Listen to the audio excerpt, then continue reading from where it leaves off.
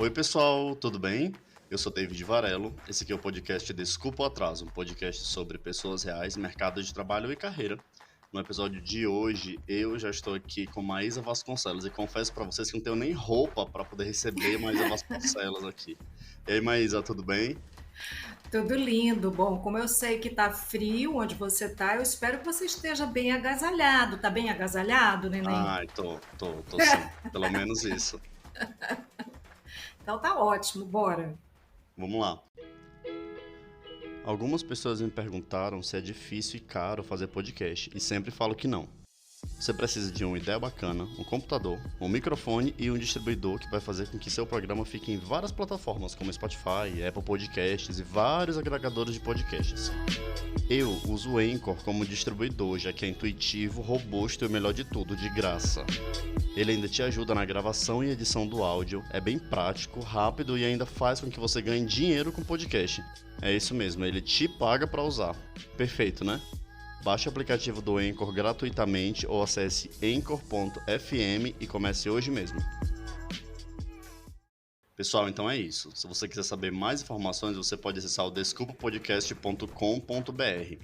Só mais uma coisinha, agora em julho, todas as doações que o podcast está recebendo através da plataforma Orelo estão sendo direcionadas para Educa Transforma, que é um projeto que eu falei lá no episódio passado com o Noah, um projeto que ele direciona pessoas trans para o mercado de trabalho e também oferece cursos na área da informática, como programação, design, ciência da computação e por aí vai. Então é um projeto muito massa e todas as doações recebidas durante todo o mês de julho vão ser direcionadas para a Educa Transforma. Você pode acessar o site desculpapodcast.com.br, vai ver todas as informações, como você pode ajudar através dessas doações ou como você pode doar diretamente para a Educa Transforma. Beleza? Agora, deixa eu chamar aqui a Maísa Vasconcelos para a gente conversar, porque se você está ouvindo de outra parte do mundo que não seja o Ceará, talvez você não conheça a Maísa Vasconcelos. Eu digo talvez, porque a Maísa Vasconcelos é uma das personalidades assim mais emblemáticas da comunicação cearense. Mas a gente vai descobrir mais isso mais para frente, né, Maísa?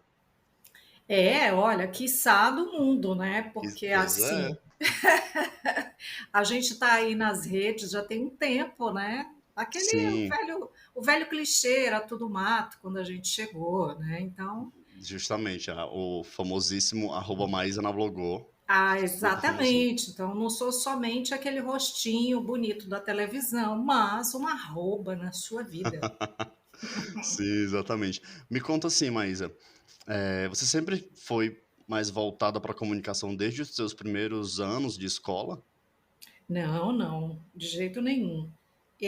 Se bem que, cara, como é que eu fui dizer de jeito nenhum? Porque a comunicação, eu acho que ela sempre me acompanhou, desde muito pequena. Eu era aquela pessoa que vai lá e vira líder de sala, a rainha da turma, a líder do grupo, essas coisas. Então, isso tem a ver com comunicar, né? Sim, tem sim. De verdade tem. Acho que até quando de repente eu liderava as brincadeiras em casa, né, com o meu grupo de irmãos, nós éramos muitos. Então acho que no fundo também tem um pouco disso. Não tem nada a ver com técnica, né, com profissionalização, mas eu acho que já é um fio assim, né, para você de repente perceber sinais de que isso tem a ver talvez com uma profissão que você vai seguir no futuro. Alô, mamães, papais, prestem atenção. Sim. E como que eram essas brincadeiras que você fazia com seus irmãos? Ah, brincadeiras as mais simples possíveis, porque a gente não tinha brinquedo. Eu me lembro, eu praticamente não me lembro da minha infância, eu vou te falar a verdade. Mas eu lembro de coisas que talvez seja porque eu já contei, já falei sobre elas, daí fixa mais, né? O que você conta, o que você diz, o que vira história, né? Então eu lembro que a gente brincava muito no quintal, com as coisas do quintal. Então a gente fazia guisado, que era uma brincadeira. Tu conhece guisado? Não, Brincadeira de guisado não. guisar? Ah, meu Deus, essas crianças. Já cresceu com todos os bonecos prontos, né? Tudo industrializado, Ah, os Power os Rangers que brinquedos, você apertava o cinto e ele mudava a cabeça do boneco. tudo se transforma, né? Sim,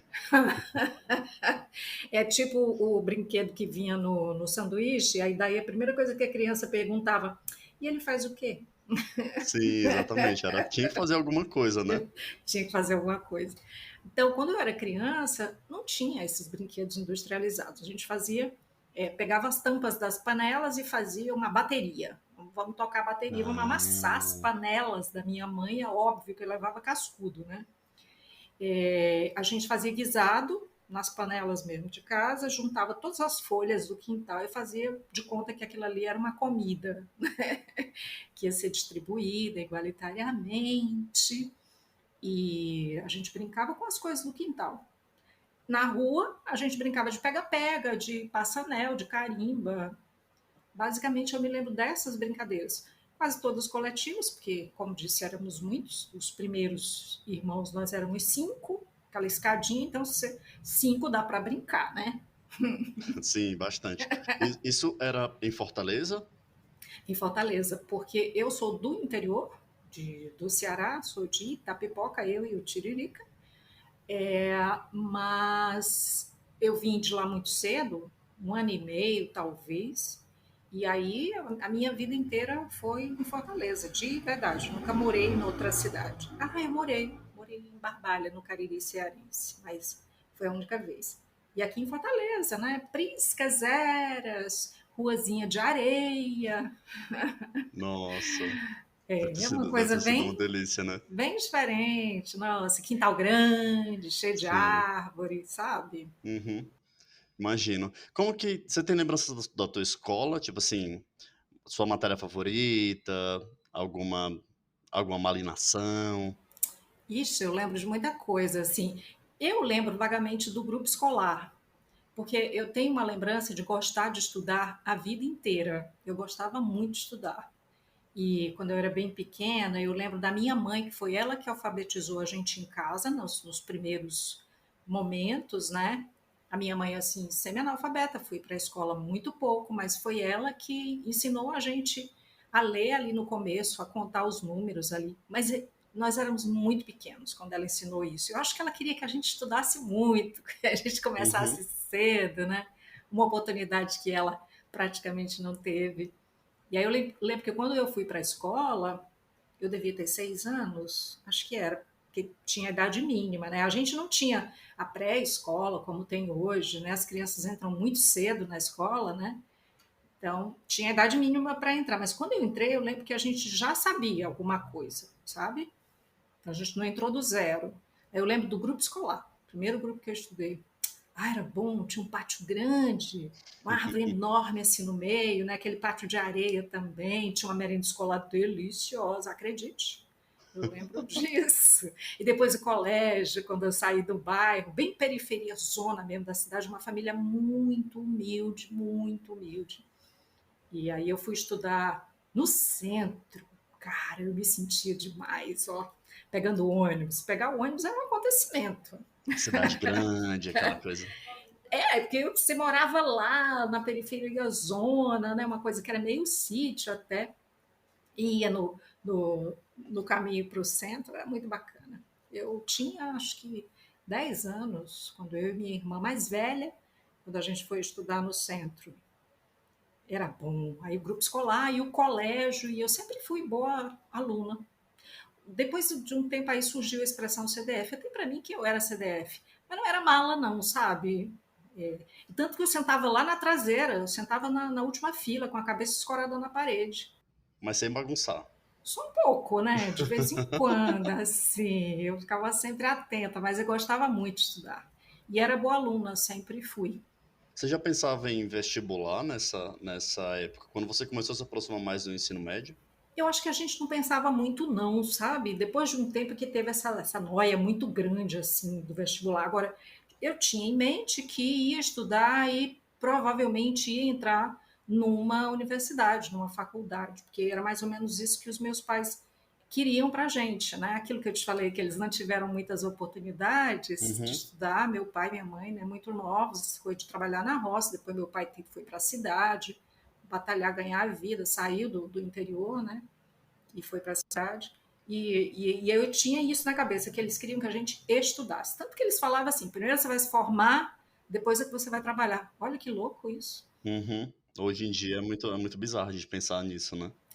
Não dá, né? Eu até acho que eles agiram com todo carinho, com toda boa intenção e à custa de muito esforço. Porque se, por exemplo, na idade X, que a gente já podia trabalhar, fazer alguma coisa, se eles tivessem dito, agora vocês vão trabalhar, vão fazer, sei lá, um estágio, alguma coisa assim, talvez isso tivesse sido bacana também, entendeu? Uhum. Eu acho legal. Mas eu pensava na universidade, mas não era muito assim, não. Depois, quando foi chegando perto aqui, aí foi aquela piração, aquela loucura de estudar demais para passar no vestibular. E eu levei bomba na primeira vez, eu não passei, cara, Você tentou para qual curso? para arquitetura. Mas conseguiu? Depois? Consegui da segunda vez, depois de meses praticamente sem dormir, estudando de manhã, de tarde, de noite, de madrugada.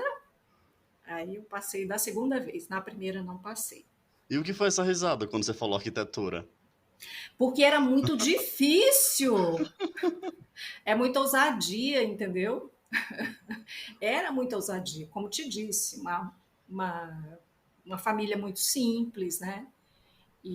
Mas é assim, eu já queria arquitetura, porque eu fiz o técnico em edificações, que aí no colégio, no, não era científico, mas ou ainda era científico. Ah, não me lembro, porque vai mudando, né? Na medida em que Sim. tem os planos de educação e tudo vai mudando, a designação, né? Então, não lembro se era científico ou se já era segundo grau. Ah, era tipo ensino médio com um curso técnico em Exatamente, outro com o curso horário, né? técnico. Aí eu fiz o Ah, técnico tá. em edificações, então eu já queria ser arquiteta. Eu queria ser arquiteta desde que eu era criança, assim. Uns Nossa, 12 anos eu já sabia que eu queria ser arquiteta. como foi a tua estadia no curso de arquitetura? Estadia é ótimo, né? No curso de arquitetura. Tipo assim, você. Ah, eu morava no pátio da faculdade. Sim, a Então pode dizer barraquinha lá. estadia. Era sensacional, porque a Universidade Federal do Ceará era o meu mundo, parecia que eu tinha nascido para aquilo, sabe? Eu passei no vestibular para arquitetura, e daí eu saí de casa muito cedo e voltava para casa tarde já. Passava um dia na faculdade. Mas a faculdade você ficou. Você teve boas expectativas para a faculdade? Você ficou frustrada quando começou o curso? Era aquilo que você imaginava?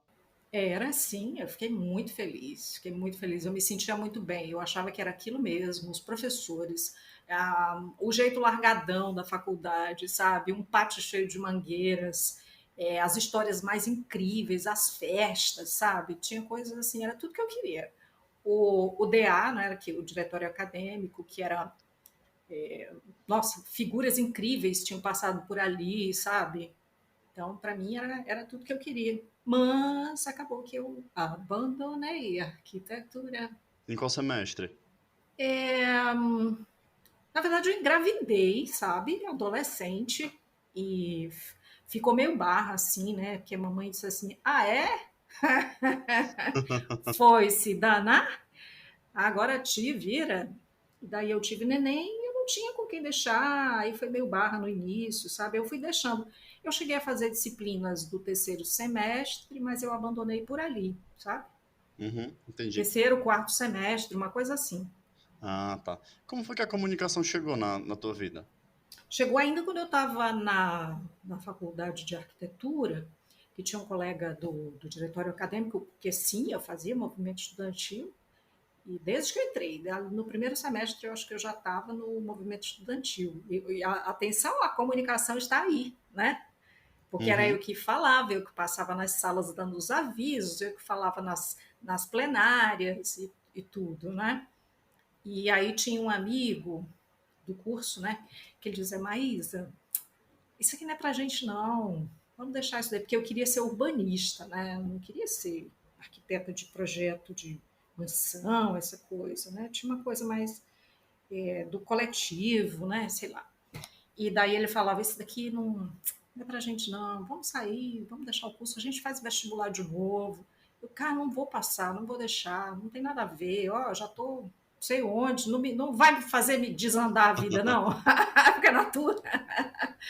E, e acabou que eu fui saindo, eu tive que deixar, né, o curso, que eu não consegui fazer mais, e eu fui trabalhar, porque eu tinha filho para sustentar, fui trabalhar com produção de eventos, né, de shows, de peças de teatro e tudo.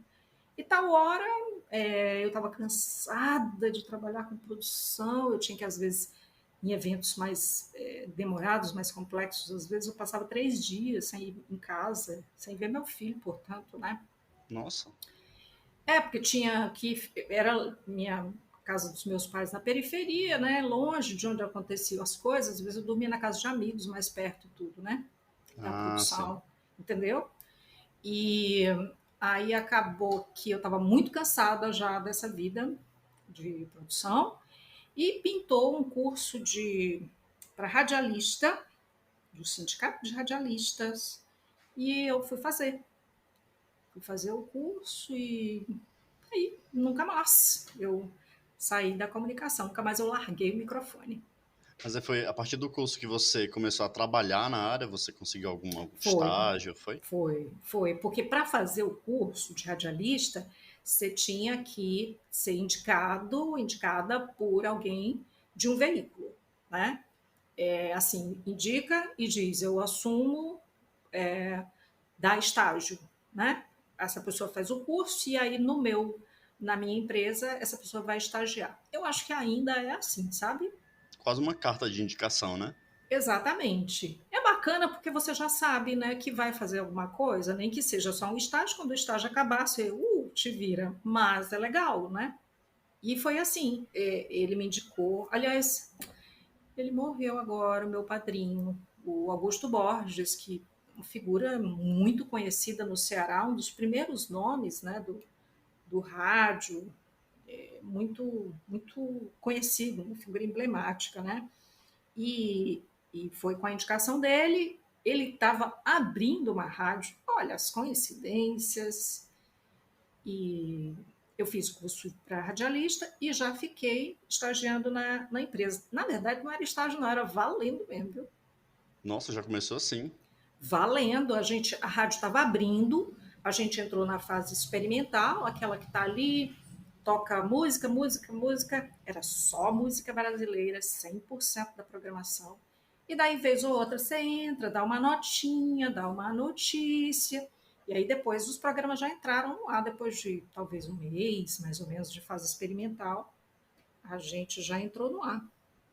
E foi Você ficou isso. ainda, você ficou ainda quanto tempo no rádio até você chegar na TV? Olha, talvez 1 ano e meio por aí. Nossa, pouquíssimo tempo. Porque eu fui chamada para fazer publicidade na TV, gravar comercial, né, para televisão na época, e depois fui chamada para fazer programas na. Foi aí que eu virei uma garota de programa. Mas, na verdade, eu já era, né? Só que eu era uma garota de programa de rádio e passei a ser uma garota de programa de televisão. Gente, me entendam, por favor. E aí eu fui para a televisão, na época era a TVE, que é a TVC, né, TV Cultura daqui, do Uhum. Ceará. E, e aí eu fui apresentar alguns programas. Então foi basicamente, foi uma passagem curta, né? Eu considero que foi. Foi aí que você começou a apresentar as teleaulas de matemática. As teleaulas de matemática. Cara, praticamente toda semana da minha vida eu encontro alunos. Quanta gente se formou nas teleaulas. Pois é, viu? Não só tão novinho assim, como você falou lá no começo. Eu lembro de assistir essas teleaulas. Aquela TV de 14 polegadas, que na época era gigantesca, na escola, que o professor abria aquela porta com os 4 cadeados pra não roubarem a TV e toda a Que aula parava pra louco. poder assistir. Era muito bizarro, né?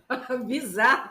E essa TV era minúscula, ela ficava pendurada lá na parede, longe, né? Como que as pessoas Isso. enxergavam? Nossa, até hoje eu me pergunto como que a gente conseguia enxergar aquilo. É por isso que a gente deve ter a visão tão boa hoje, né? Que louco, né? Pois eu encontro sempre alunos nas redes sociais, ali no Instagram, o pessoal vem me falar. Esses dias, há poucos dias, alguém veio me falar que estudou comigo. Faz tempo, acho que foi em 91, mais ou menos, que eu gravei aquelas aulas, mas elas ficaram no ar por 10 anos, entendeu? Depois dessa experiência de ser professora, né? O que que você fez? Tu sabe que eu já tinha sido professora antes, De quê? de professorinha de maternal, sabe? De criança muito Ah, pequena. sim. Mas na verdade era minha irmã que tinha uma escolinha e acabou que eu fui professora ali por um tempo curto. Naquela fase ali da minha gravidez, do início, né? Eu precisava trabalhar e tudo, ela estava precisando de gente, e aí acabou que eu fui muito pouco tempo.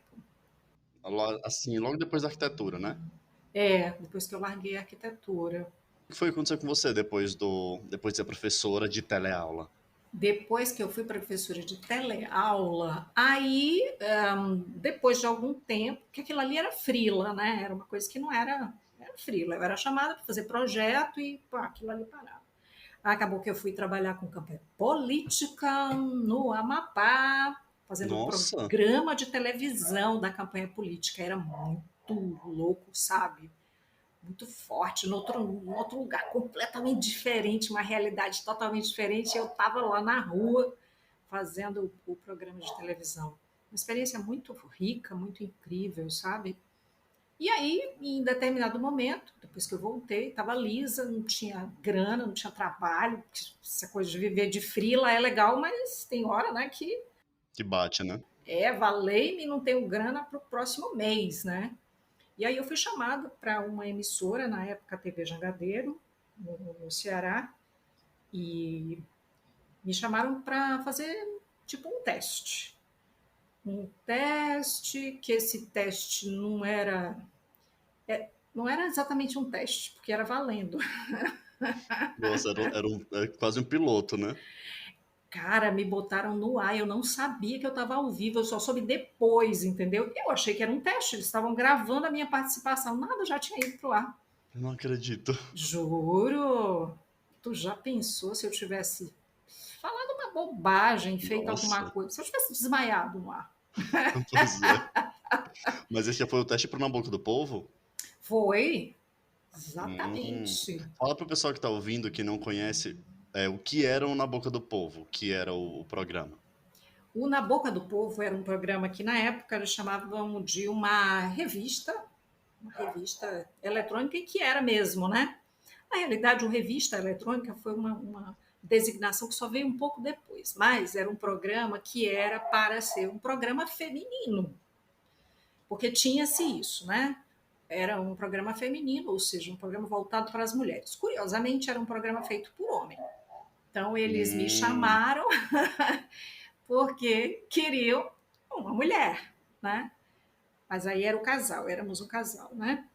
E era um programa, portanto, na época, com essa visão de um programa feminino, voltado para o público feminino, mas que ganhou esse ar de revista eletrônica, e era um programa de variedades, uma linha de entretenimento, mas a gente tinha o jornalismo já como norte, embora não tivesse ali no primeiro plano, mas a gente dava em termos de produção, né, de direção das pautas, a gente dava sim esse toque, né, do jornalismo, mas era um misto mesmo, muito mais entretenimento, porque tinha música, então muitos dos artistas que surgiram na rua às vezes, né, o caso do Tiririca, e que ganhou, né, os palcos, enfim, muitos passaram ali pelo Na Boca do Povo e até ganharam mais visão, mais público, né? Que era um programa muito visto,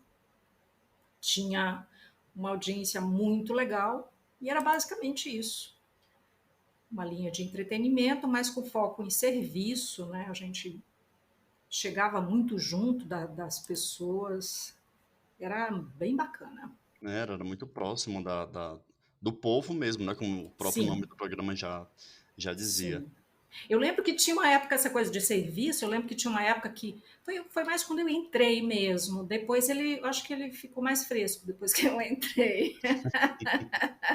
Fica quanto tempo no ar? Eu fiquei 16 anos e um mês no ar. Eu. O programa já tinha, acho que quando eu entrei, já devia ter um ano e pouco. Ah, pensei que tinha começado contigo.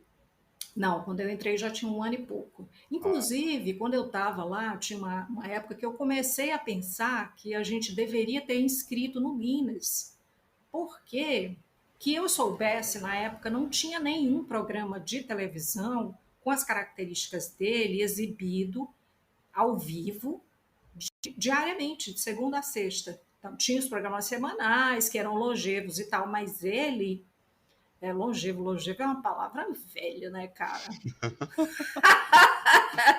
Mas é mais velha do que eu.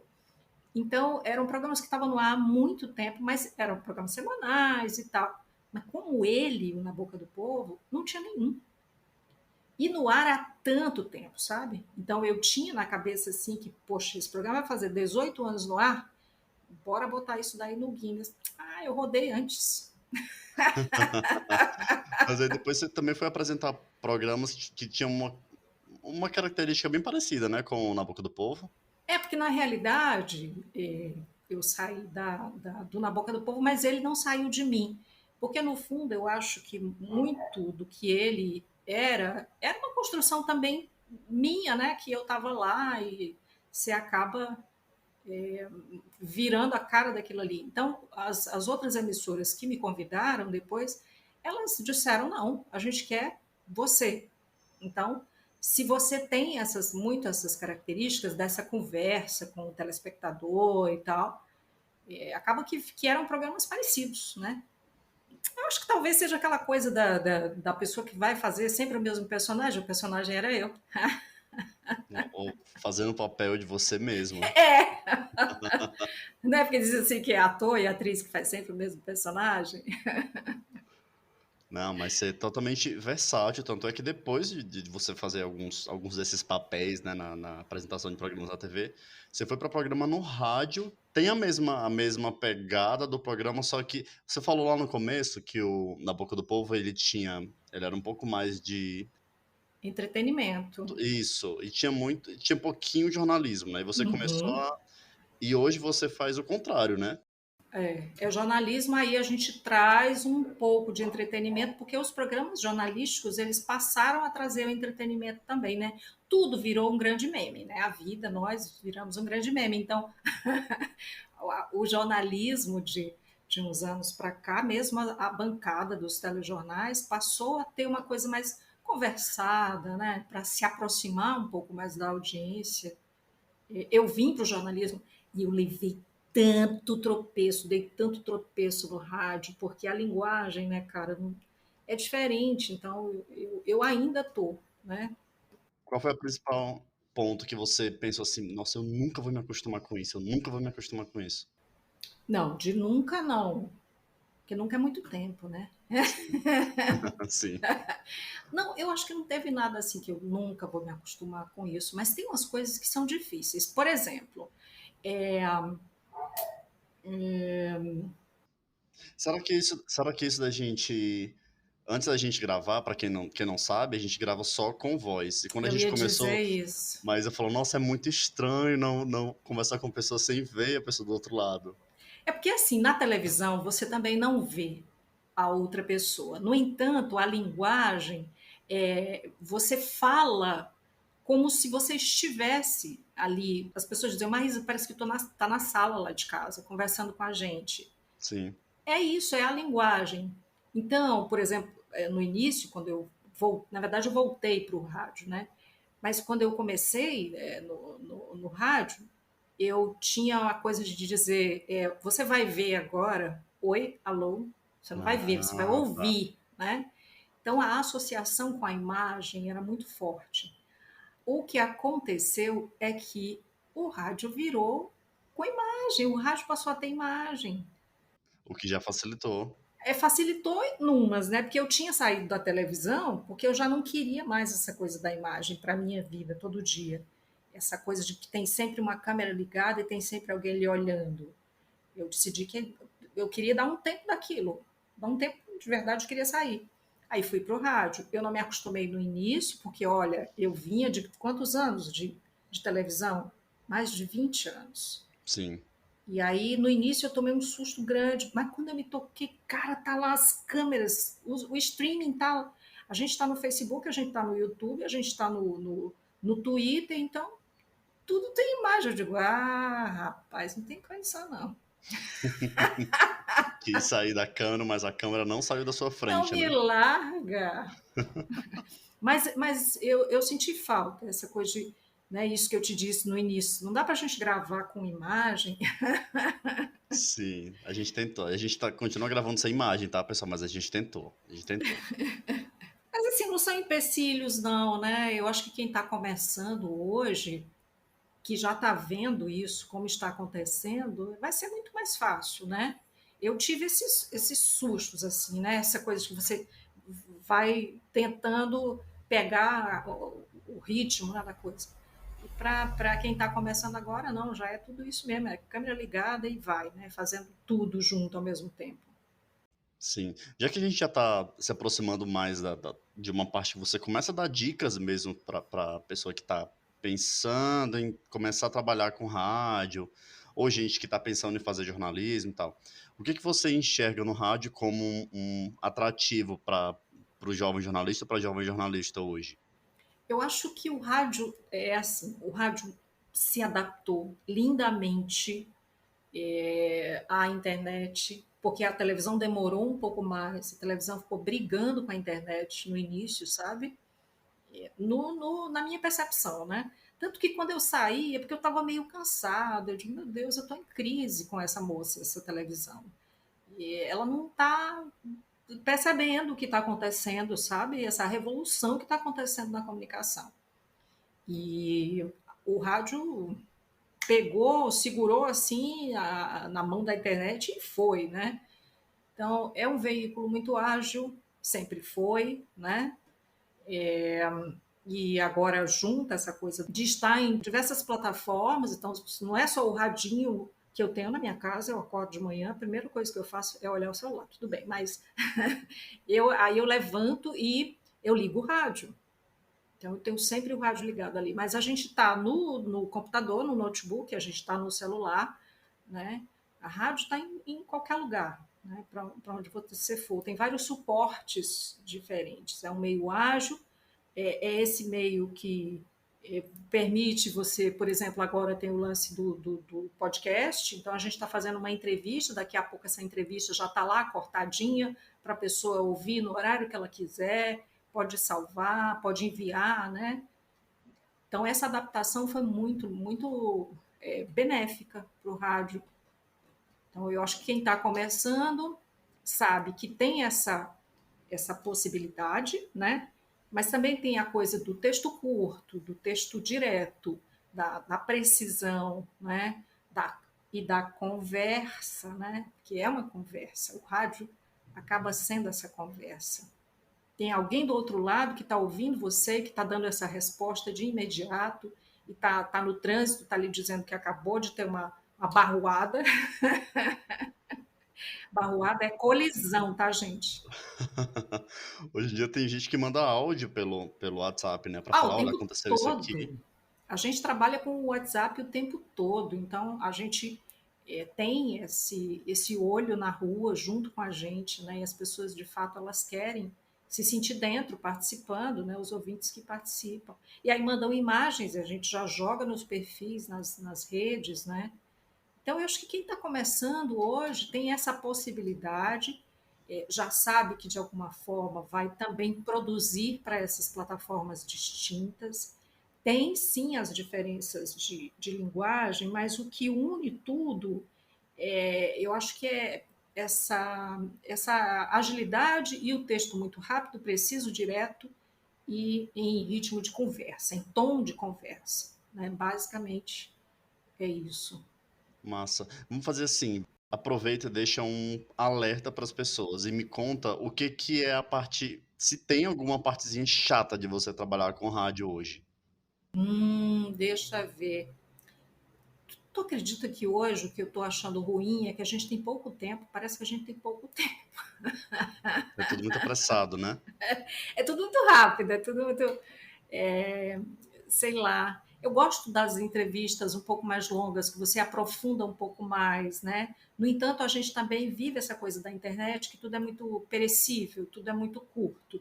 Parece que tem que ser muito curto. Eu digo parece, porque às vezes, eu acho que é a gente também que está acostumando com isso, porque às vezes eu me ressinto de ter um tempo a mais, sabe? Para aprofundar um pouco mais, entrar mais na vida daquela personagem, daquela pessoa.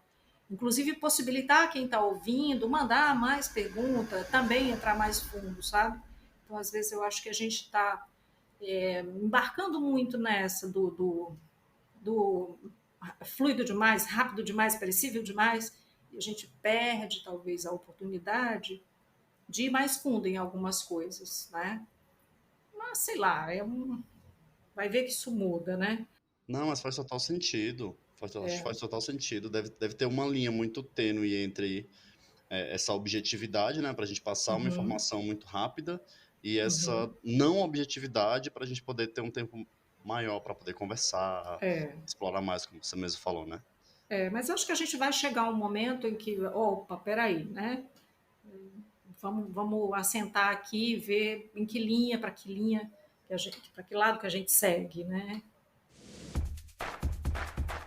Agora, eu sei que você separou algumas dicas de livros para as pessoas que estão pensando em entrar nessa área, né? Então, me conta, o que que você separou de dica para quem pensa em entrar no jornalismo e para quem pensa em trabalhar com rádio? Bom, eu recentemente estava numa conversa com estudantes, né, de um curso de jornalismo, e aí eu falei sobre um papo que eu vi que era assim, é, era a turma que diz assim, para ser jornalista você tem que ler, ler, ler e ler. Cara, a gente já lê pra caramba. A gente lê, eu estou falando a gente, porque eu estou me colocando junto de todo mundo nisso, que você consome muita notícia, você consome muita informação, você consome muita mensagem que chega no celular, você consome muito meme e tal. Então, eu não acho que é só ler, sabe? Eu acho que é você ter mais ou menos um norte, uma noção de onde é que você quer chegar, mas eu sou muito jovem, não sei ainda. Vamos fazer um caminho bacana, né? Então, acho que é você ler focado em entender o meio em que você vive, o universo em que você vive, o país onde você mora, como é a formação, sabe? Conhecer a gente enquanto povo, é importante isso. Então, dá uma voltinha lá para trás para tentar entender isso, né? Eu lembro que quando eu li o Vidas Secas, do Graciliano Ramos, isso foi muito marcante para mim, né? Porque é um exercício, é um olhar para o jornalismo, para a escrita, e é também um olhar para a vida, né, da gente enquanto povo brasileiro e tal. Então, acho que tem livros assim que são bem importantes e que trazem isso. É uma construção sua, a partir da construção de uma sociedade, né, a construção da profissão, tudo isso está junto. E tem um outro livro também que é muito incrível, que é o Chateau, o Rei do Brasil, do Fernando Moraes, que fala de muito do começo de muita coisa, né? Dos diários associados, né? Dos veículos nesse país, das tramas, né? De uma figura muito marcante, muito controversa. Então, tá aí de novo o livro contando um pouco dessa história, da profissão e da gente enquanto país. E aí você pode ir um pouco mais para outra sociedade, mas é para você também ver como é que é rico o texto do Truman Capote, A Sangue Frio. Eu só anotei esses três livros, poderia trazer vários outros, né? Mas eu fiquei nesses assim para a gente ter uma noção que não é tão longe que você vai, né? Então o ler muito, eu acho que a gente ganha. Pensa no livro ruim, desse livro você tem muito para tirar, né? Uhum. Agora é bacana você ler tendo uma noção mais ou menos do que você quer encontrar também, onde você quer chegar, né? Basicamente. E também pode selecionar alguns nomes de jornalistas incríveis, assim, que você já ouviu falar, velha guarda mesmo, gente que foi, gente que ainda está aqui, e, e ler sobre essas vidas, sobre como eles construíram a profissão, sobre o que eles escreveram, as grandes reportagens que eles escreveram, e para você também se basear nessas vidas, eu acho importante. Sim, a gente precisa aprender a valorizar um pouco mais o que aconteceu para a gente olhar o cenário que está rolando hoje, né? Sim. E como que a gente consegue visualizar também o que pode acontecer no futuro, tá? É aquela velha história, você olhar para trás para você conseguir enxergar um pouco mais na frente. E você acaba encontrando a língua, né? Como é que a gente falava, como é que a gente escrevia, a gente enquanto povo, né? E como é que é hoje, é bacana você fazer esses paralelos também, sabe? E encontrar no texto escrito ali essas diferenças, essas transformações, ver a narrativa e encontrar ali os equipamentos que eram utilizados e comparar com o que é utilizado hoje, né? Eu acho muito rico isso. Ajuda, ajuda bastante. Sim, sem dúvida. Mas a gente acabou, eu acho que a gente pulou alguma etapinha da sua vida, porque as pessoas podem estar ouvindo, nossa, mas ela trabalha com jornalismo hoje, mas ela fez arquitetura lá atrás. A gente pulou o curso de jornalismo que você fez, não foi? É verdade. Eu fiz o curso de jornalismo quando eu já estava trabalhando há muito tempo, né? Para ter noção, pode dizer data? O pessoal vai se Pode. assustar. É porque a gente está saindo desse papo aí de conflito geracional entre a geração Y e a geração Z. Eu sou geração X e quase que eu sou boomer, né? Então, tá, enfim. Eu comecei no rádio em 89 e eu fiz o curso de jornalismo, entrei no curso de jornalismo em 2004, acho que foi. Então faz as contas aí de quanto tempo já eu trabalhava, né? Mas é porque antes não deu para eu fazer, que só tinha o curso de jornalismo de manhã e de tarde na Federal. E não dava, porque eu tinha menino para criar, eu tinha que trabalhar, né? Ah, como que era para você fazer, voltar a estudar, né? Fazer uma faculdade do zero, sendo que todo mundo já sabia quem era a Maísa Vasconcelos? Cara, tinha gente na sala que não aceitava isso. E eu sofria um certo bullying, white people problems. Mas tinha uma coisa de que tinha gente que dizia, mas você nem precisa estar aqui, sabe? Falavam isso, oi? Como não precisa? Se eu não precisasse, eu não estava aqui, né? Para mim era importante ter a formação, o curso de jornalismo, eu queria, e foi riquíssimo. O que eu estudei, sabe? Estudar sobre realidade brasileira, e ter as discussões, fazer os seminários que a gente fez, para mim foi muito rico. Disciplina de sociologia, de filosofia, de ética, foi importantíssimo. As cadeiras de técnicas de reportagem, nossa, a gente tinha agência de notícias. Ali, ó, 2006 mais ou menos, a gente tinha agência de notícias na faculdade que eu fiz. Então a gente estava se preparando para trabalhar mesmo com algo que só rolou mesmo profissionalmente para muita gente depois. A gente já tinha na faculdade. Então foi riquíssimo. Mas tinha gente que dizia isso. Ah, você já é jornalista, você não tem mais nada para aprender, não. Sabe? Muito louco isso, como se você não tivesse Nossa. coisas para aprender todo dia, né, cara? Pois é, como minha avó dizia, a gente só para de aprender quando a gente morre. E olhe lá, a gente não sabe o que acontece depois da Não morte, né? sabe o que, que tem do lado de lá. Pois é, justamente. E você lembra o que você sentiu quando você se formou? Ai, um alívio enorme. Por causa do TCC? Cara, porque já fazia muito tempo que eu estava lá. Eu disse que entrei em 2004, mas na verdade foi assim: eu fiz vestibular no ano 2000.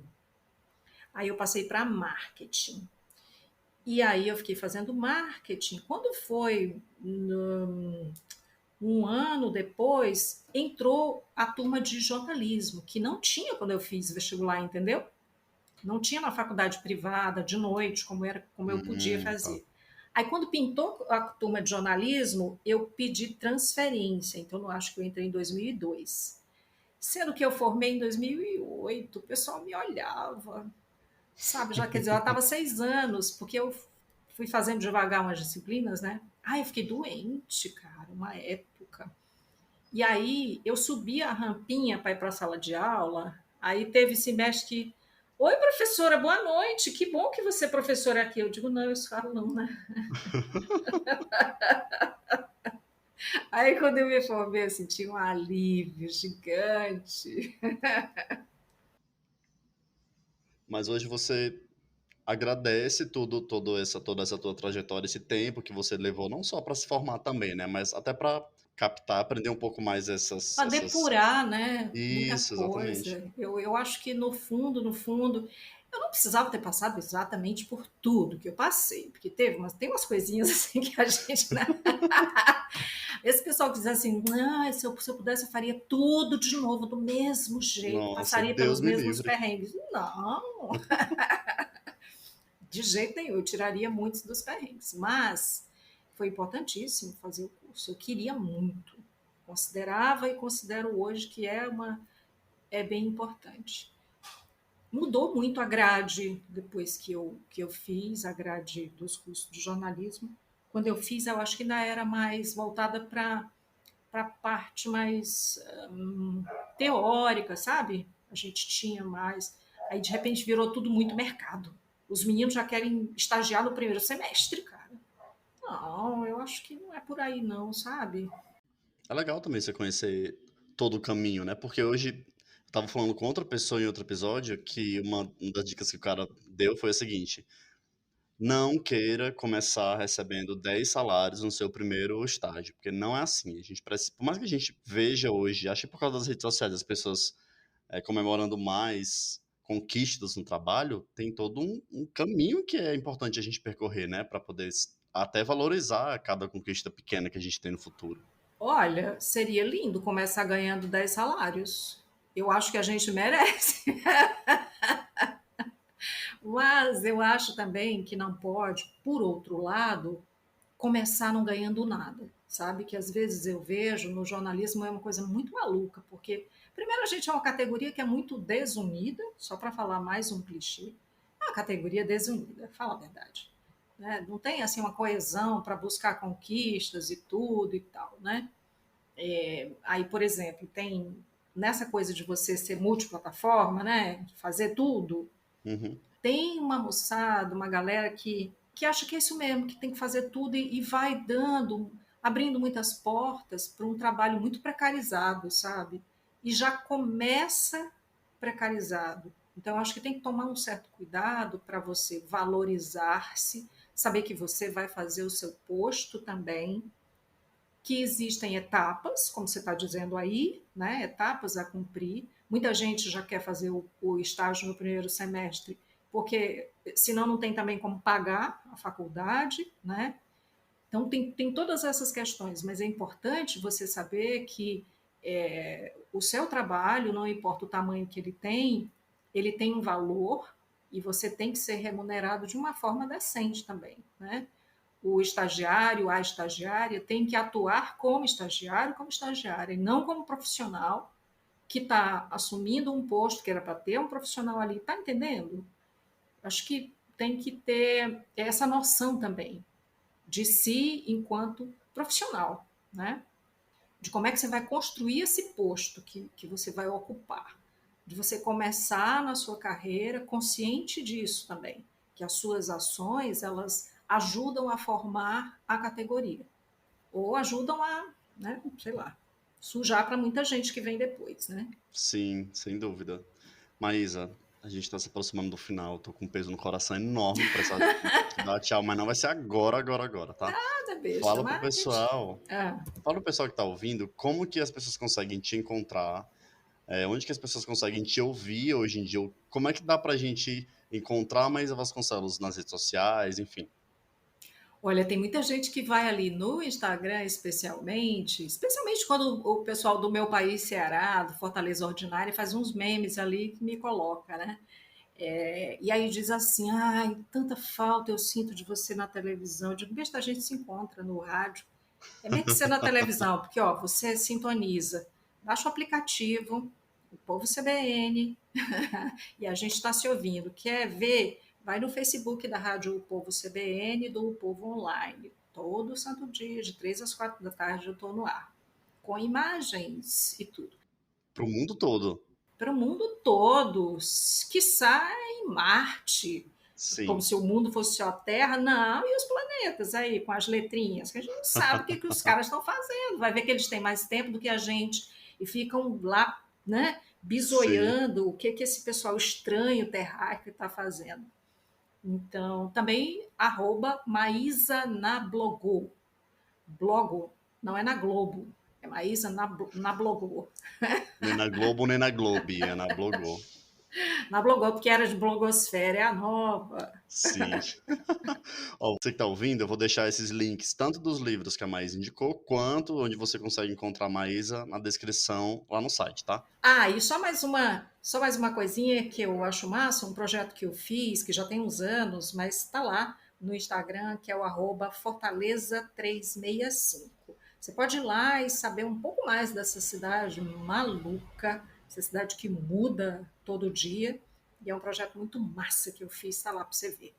Nossa, ia passar desapercebido, mas não pode. Eu lembro desse projeto. Então é isso, mas chegou o fatídico momento. Quero agradecer É você do fundo do meu isso. coração por ter topado participar dessa doideira aqui da minha cabeça.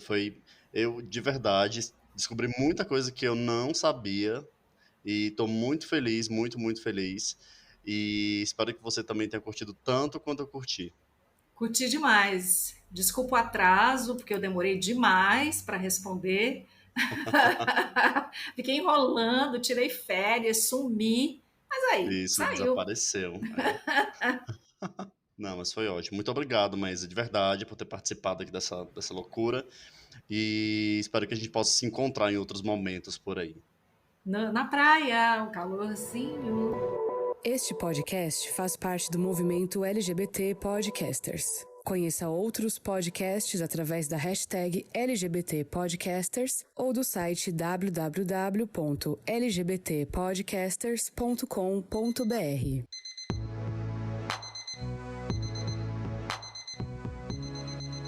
Podcast Desculpa o Atraso.